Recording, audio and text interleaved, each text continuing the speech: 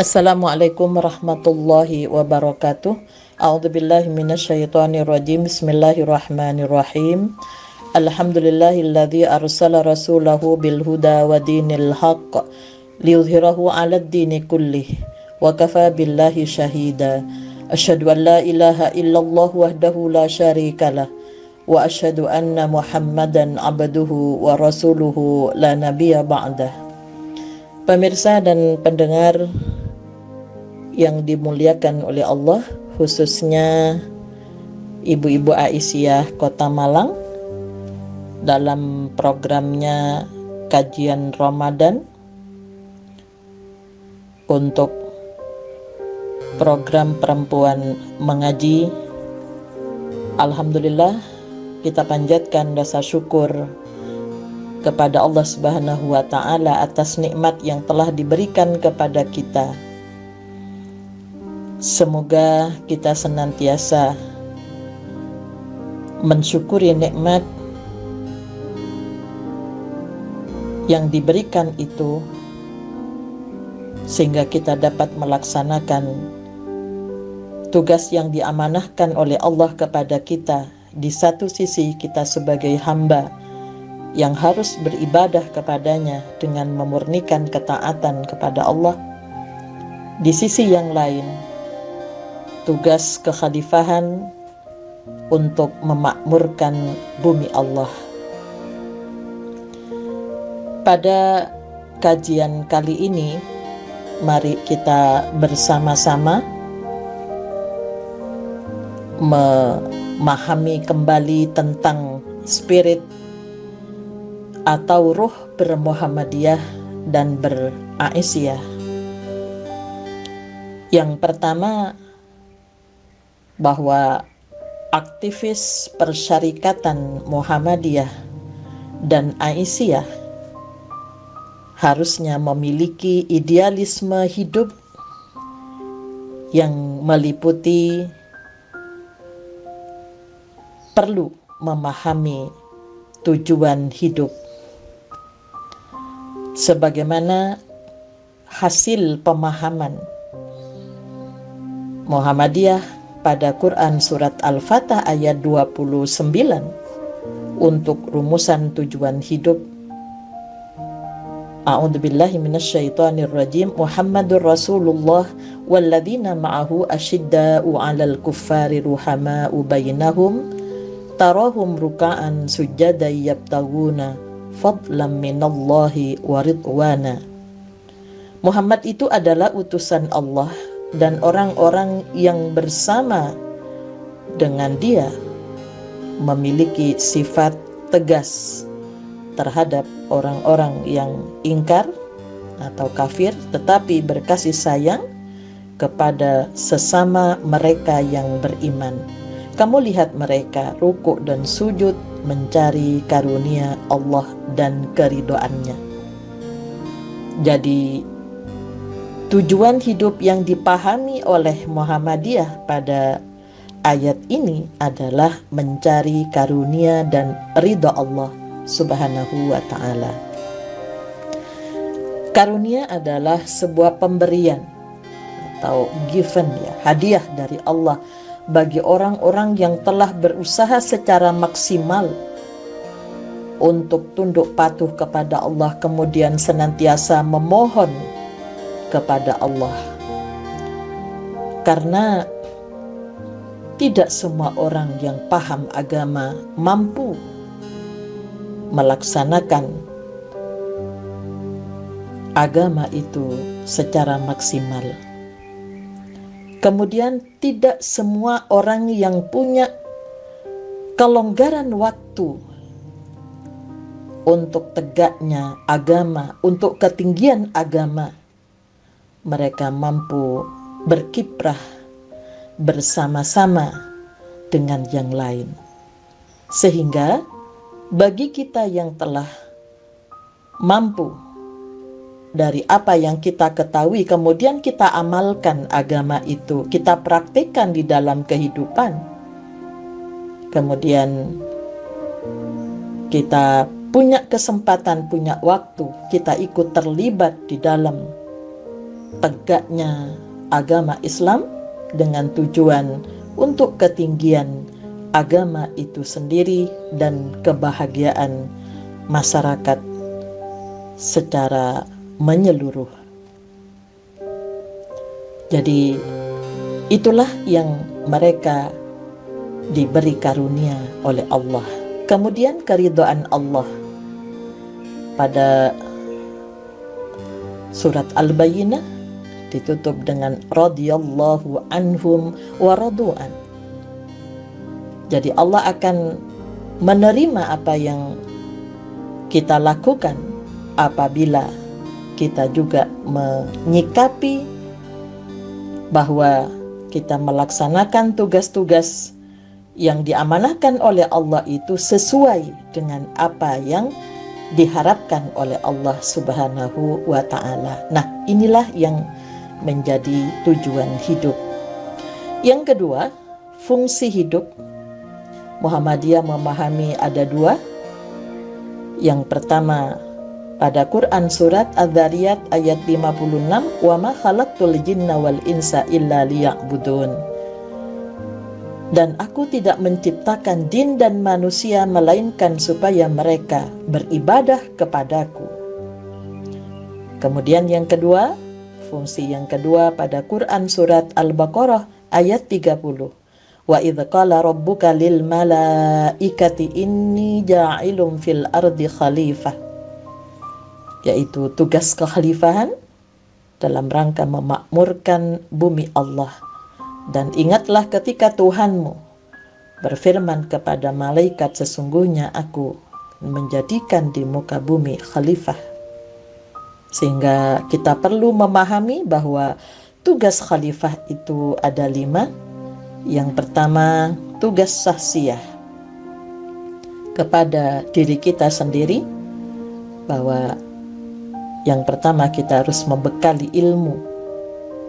Yang kedua, harus menampilkan diri kita dengan akhlakul karimah sebagaimana yang dicontohkan oleh Rasulullah. Yang ketiga, karena kita sebagai manusia terdiri dari unsur jasmani dan rohani, maka kita perlu melaksanakan tugas kita kepada diri kita sendiri untuk menjaga keseimbangan antara jasmani dan rohani, kemudian sosial dan spiritual. Kemudian yang kedua, tugas khalifah yang kedua, tugas diniyah terhadap agama. Mulai mempelajari, itu kewajiban. Setelah mempelajari kita mengamalkan. Kemudian yang ketiga, menyebarluaskan, mendakwahkan kepada yang lain. Yang keempat, tugas mempertahankan nilai-nilai kebenaran Islam itu. Yang ketiga adalah tugas ahliyah, baitiyah, terhadap keluarga, terhadap rumah. Pada Quran surat An-Nisa ayat 34, ar-rijalu qawwamuna 'alan nisa, ada pembagian tugas. Laki-laki itu sebagai kepala keluarga, yang ada sebagai qawwam di situ, ya bagaimana tegaknya akidah anggota keluarganya, tegaknya nafkah. Yang ketiga adalah tegaknya pengayoman terhadap keluarga. Kemudian perempuan sebagai kepala rumah tangga, fassalihatu qanitatun hafizatun lil ghaibi bima hafidallah. Jadi bagaimana tunduk patuh kepada Allah di dalam mendesain suasana rumah tangganya dan memelihara kehormatan keluarganya. Tugas yang keempat adalah tugas ijtimaiyah, bermasyarakat.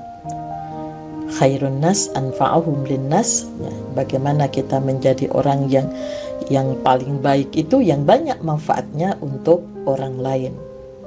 Yang kelima adalah tugas wataniyah, berbangsa dan bernegara, sebagaimana Quran pada matan keyakinan dan cita-cita hidup Muhammadiyah yang itu lahir pada suasana antara Orde Lama dan Orde Baru, yang kemudian di situ Muhammadiyah mendefinisikan bahwa kita ini adalah bangsa Indonesia yang memiliki tanah dan air, di mana itu menjadi sumber kekayaan. Kemudian bagaimana kita bisa mewujudkan baldatun thayyibatun wa rabbun ghafur. Inilah fungsi hidup yang dipahami oleh Muhammadiyah. Kemudian pedoman hidup. Pada Quran surat Ar-Rum ayat 30, fa'akim wajhaka lid-dini hanifa fitratallahi allati fataran nasa 'alaiha la tabdila li khalqillah dzalikad dinul qayyim walakinna aktsaran nasi la ya'lamun. Maka hadapkanlah wajahmu dengan lurus kepada agama Allah. Tetaplah atas fitrah Allah yang telah menciptakan manusia menurut fitrah itu. Tidak ada perubahan pada fitrah Allah, itulah agama yang lurus, tetapi kebanyakan manusia tidak mengetahui. Jadi fitrah beragama, kecenderungan kepada kebenaran, kebaikan, dan keindahan. Itulah Allah menciptakan manusia pada dasarnya memiliki sifat-sifat dasar yang harus dikembangkan. Kemudian menjalankan misi utama yang merupakan ruh beragama dan makna hidup. Pada Quran surat Al-Anbiya ayat 107, "Wa ma arsalnaka illa rahmatan lil alamin." Tidaklah kami mengutus kamu Muhammad melainkan untuk menjadi rahmat bagi semesta alam. Sehingga khairun nas anfa'uhum linnas itu betul-betul menjadi pembeda bahwa keberadaan kita itu bagaimana banyak manfaatnya, bukan hanya pada diri kita tapi pada orang lain. Kemudian spirit yang kedua, bahwa Muhammadiyah sebagai gerakan Islam, begitu pula Aisyah yang pada Quran surat Ali Imran ayat 104 itu menjadi dasar berdirinya gerakan Muhammadiyah, bahwa untuk mewujudkan cita-cita mulianya, yaitu terwujudnya masyarakat Islam yang sebenarnya, maka Quran surat Ali Imran ayat 110 harus menjiwai setiap pelaku gerakan Muhammadiyah Aisyah. Kuntum khaira ummah ukhrijat linnasi ta'muruna bil ma'ruf wa tanhauna 'anil munkar wa tu'minuna billah. Walau amana ahlul kitabi lakana khairan lahum minhumul mu'minuna wa aktsaruhumul fasiqun. Kamu adalah umat yang terbaik yang dilahirkan untuk manusia, menyuruh kepada yang ma'ruf dan mencegah dari yang mungkar, dan beriman kepada Allah. Sekiranya ahli kitab beriman, tentulah itu lebih baik bagi mereka. Di antara mereka ada yang beriman, dan kebanyakan mereka adalah orang-orang yang fasik. Jadi fasik itu merasa beriman, ya, namun yang menjadi tampilan tidak sejalan dengan keimanannya. Sehingga kita ini dilahirkan untuk melaksanakan tugas kemanusiaan, mengajak kepada kebaikan, mencegah yang mungkar, dan mengajak beriman kepada Allah Subhanahu wa Ta'ala. Inilah yang harus dijiwai oleh setiap pelaku yang bergabung dalam Persyarikatan Muhammadiyah Aisyah. Kemudian yang ketiga, Spirit yang ketiga bahwa bermuhammadiyah, beraisyah itu harus berada dalam satu barisan yang solid, yang kokoh. Sebagaimana pada Quran surat As-Saff ayat 4, innallaha yuhibbul ladzina yuqatiluna fi sabilihi saffan ka'annahum bunyanun marsus. Sesungguhnya Allah menyukai orang-orang yang berperang di jalan Allah dalam barisan yang teratur seakan-akan mereka seperti suatu bangunan yang tersusun kokoh. Itulah perlunya kaidah-kaidah persyarikatan, kaidah-kaidah dalam langkah kita berorganisasi yang diatur dari pimpinan pusat, diharapkan itu sampai kepada tingkat ranting. Sehingga ketika barisan itu kocar-kacir, maka tentunya kita tidak akan bisa maksimal ya untuk mencapai sebuah tingkatan keindahan dipandang. Tapi kalau barisan itu teratur, maka berada di dalam satu barisan, maka tentunya inilah yang sudah dibuktikan, sehingga dengan kebersamaan tidak bercerai-berai, karena Allah melarang pada Quran surat Ali Imran 103, wa'tasimu bihablillahi jami'a wa la tafarraqu, dan berpeganglah kamu semua kepada tali agama Allah dan janganlah kamu bercerai-berai. Jadi inilah yang dijiwai oleh Kiai Haji Ahmad Dahlan dalam menggerakkan Muhammadiyah, yang didampingi oleh istrinya Ibu Nyai Walida, dan juga diikuti oleh para pemimpin-pemimpin berikutnya yang senantiasa berpegang teguh kepada 3 hal. Yang pertama, berpikir dengan cerdas dan luas, dan berpedoman pada Al-Quran dan Sunnah, serta kebijaksanaan yang diizinkan Allah, artinya tidak menyalahi ketentuan agama. Yang kedua, berbicara itu dengan tegas, sebagaimana surat Al-Fatah ayat 29 ya. Asyidda itu bukan keras tapi tegas dan sopan untuk menyampaikan dakwah Islam dan kebenaran Islam, serta dalam beramar ma'ruf nahi mungkar. Yang ketiga, beribadah dan bekerja untuk ketinggian agama dan kebahagiaan masyarakat dan umat.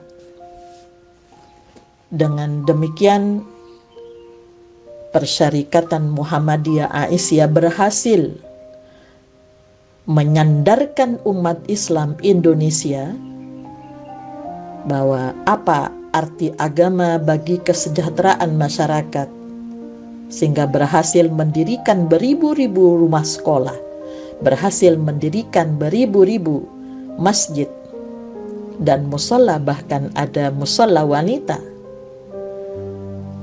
beratus rumah sakit dan panti asuhan sebagai dharma bakti nyata bagi perjuangan dan pembangunan nasional yang dilaksanakan secara ikhlas karena semata-mata untuk mencari ridho Allah Subhanahu wa ta'ala. Pemirsa dan pendengar yang dimuliakan oleh Allah, bahwa Muhammadiyah dan Aisyah di dalam melaksanakan tugas-tugas di dalam bermasyarakat, bahwa pada mukaddimah anggaran dasar kepribadian Muhammadiyah sebagai dasar amal usaha itu ada 7 pesan, yang 6 itu menjadi indoktrinasi, yang 1 pelaksanaan. Nah, pada Poin 1, bahwa hidup manusia berdasar tauhid, ibadah dan taat kepada Allah Subhanahu wa Ta'ala. Kemudian pada rumusan pedoman hidup Islami warga Muhammadiyah sebagai sumbangan pikiran-pikiran terutama bagi warga Muhammadiyah pada saat tumbangnya Orde Baru, munculnya reformasi di mana KKN merajalela, kemudian terjadi ghazwul fikri, perang pemikiran. Maka PHIWM diawali dengan pedoman hidup sebagai pribadi dalam akidah, akhlak, ibadah, dan muamalah duniawiyah.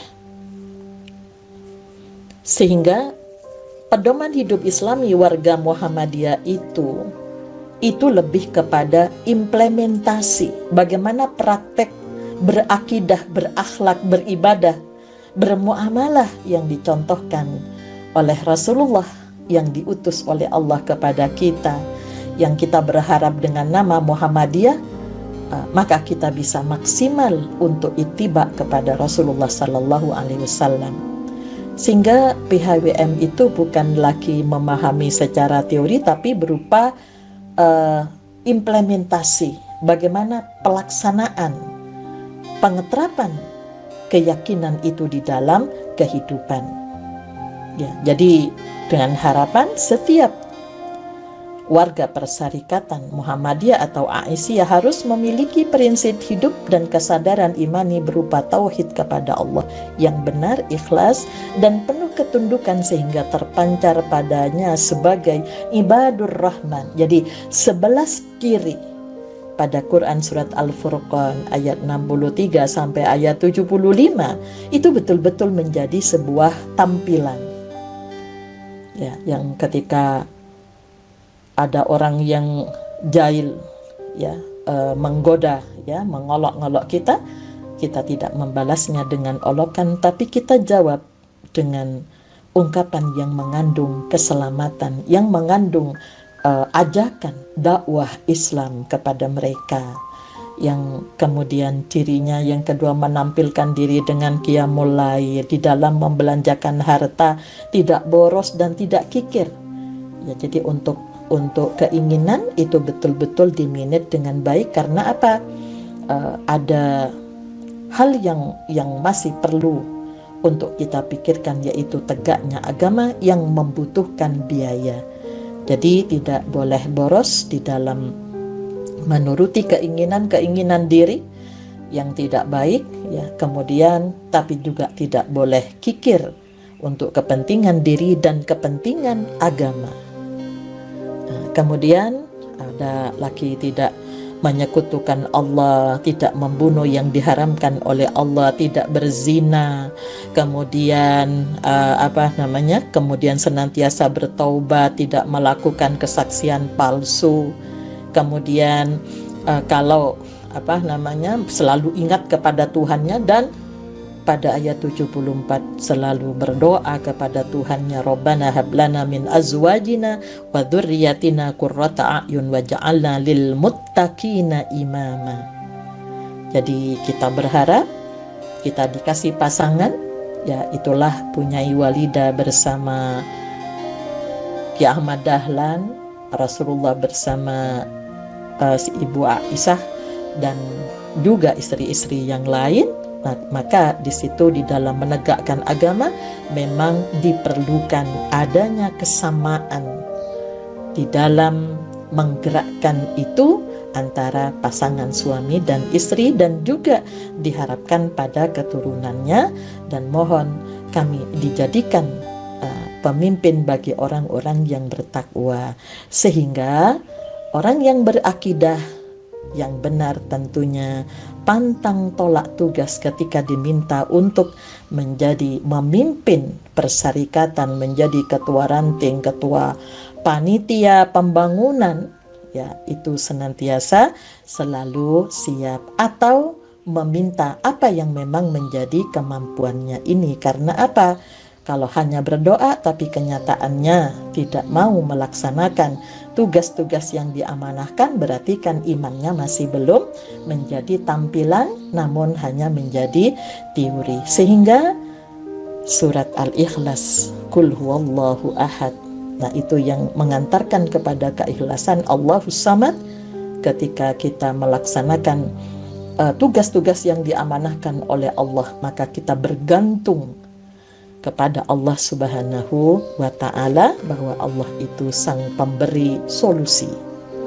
Kemudian di dalam masalah akhlak itu bagaimana ittiba kepada Rasulullah, kita jadikan Rasul sebagai uswah dan sekaligus qudwah. Ya, jadi bagaimana uswah hasanah dari Rasul itu kemudian kita menggerakkan, ya, bagaimana anggota itu bisa ya meniru apa yang telah disampaikan oleh Allah lewat Al-Quran, bahwa kana khuluquhul Quran. Ya, jadi bahwa Rasulullah itu telah mengamalkan sekian banyak Al-Quran, sehingga di Ahmad Dahlan dengan Al-Ma'unnya ada sekitar 50 ayat yang sudah ditegakkan. Maka kita sekarang itu bagaimana meneruskan ayat-ayat lain yang tidak hanya sekedar dibaca, hanya dipelajari, tapi menjadi sebuah dasar gerakan. Kemudian di dalam ibadah itu, bahwa diharapkan melakukan ibadah kepada Allah itu dengan penuh keikhlasan, dengan penuh tujuan-tujuan untuk mencari ridhonya Allah. Kemudian yang tidak kalah pentingnya yang menjadi ciri daripada warga persyarikatan, yaitu menghidup suburkan amalan-amalan sunnah. Ya, jadi bukan seperti orang berbisnis karena ini Jumat berkah itu tidak menunggu di situ. Jadi setiap saat kita senantiasa menyuburkan amalan-amalan sunnah, itu yang menjadi ciri. Jadi kalau ada orang Muhammadiyah Aisyah kemudian masuk masjid tidak tahiyatul masjid, tidak pernah sholat duha, kemudian habis sholat wajib kemudian tidak zikir, nah itu tidak mencerminkan sebagai pribadi yang sudah menyatakan dirinya sebagai warga persyarikatan. Kemudian dalam muamalah, setiap warga Muhammadiyah selalu menyadari bahwa kita sebagai hamba, ya, dan sekaligus sebagai khalifatullah di muka bumi yang harus ngurus orang banyak. Sehingga di dalam bermuamalah duniawi itu juga diatur sedemikian rupa, ketertiban organisasi itu menjadi penting. Berapapun yang diamanahkan kepada kita itu harus tercatat untuk menghindari fitnah. Ya, sehingga mengurangi keikhlasan orang yang beramal. Yang kedua itu memunculkan fitnah. Maka catatan pelaporan itu menjadi penting. Itu ciri dari gerakan yang telah sepakat untuk mengamalkan apa yang diberikan oleh Allah di dalam Al-Quran dan Al-Hadis sebagai sumber. Ya, jadi sumber itu mengalirnya sesuatu itu hanyalah Al-Quran dan Al-Hadis, ya, yang kemudian ketika diamalkan itu menjadi sunnah Rasulullah Sallallahu Alaihi Wasallam. Kemudian Khalifah Umar memberikan contoh kepada kita bahwa menilai seseorang itu baik dan tidaknya apabila kita pernah safar bersamanya. Jadi kalau kita pernah bepergian bersamanya, orang itu baik, ya. Kalau ketika di penginapan di hotel dia juga salat malam, subuhnya juga berjamaah, kemudian bagaimana di jalan tidak menyulitkan yang lain misalnya. Ini untuk menilai bagaimana seseorang itu dikatakan sebagai orang yang baik. Yang kedua, dalam masalah muamalah ini,